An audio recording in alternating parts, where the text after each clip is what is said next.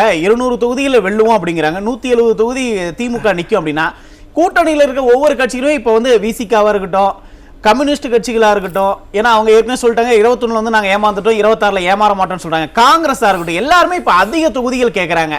அப்ப எப்படி அது திமுக வந்து அந்த தொகுதி பங்கீடை எப்படி செய்யும்? அதுல அவங்களுக்கு நிறைய சிக்கல்கள் வராதா?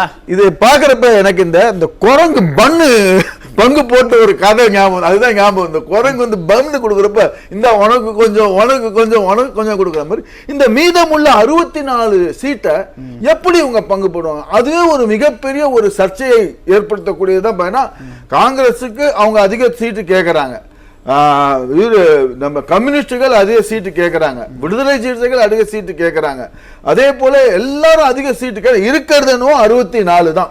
அது எப்படி பங்கிடுவாங்க? அதுவே வந்து மிகப்பெரிய ஒரு குழப்பத்தை ஏற்படுத்தி, ஒருவேளை திமுக வந்து இப்ப கூட்டணி கட்சிகள் கேட்கக்கூடிய அதிக தொகுதிகள் கொடுக்கலன்னு வச்சுங்களேன், ஏற்கனவே இருக்க விரிசல் இன்னும் அதிகமாக தான் செய்யும். நிச்சயமாக அதிகமாகத்தான். அதுக்குண்டான இதெல்லாம் ஆரம்பிச்சாச்சு. அதாவது இவங்க எவ்வளவு நாள் தான் அப்படி பூசி மூழ்கி எல்லாம் பண்ணாலும் அது ஒரு நாள் கத்திரிக்காய் முத்துச்சுன்னா சந்தைக்கு வரத்தான் செய்யும்.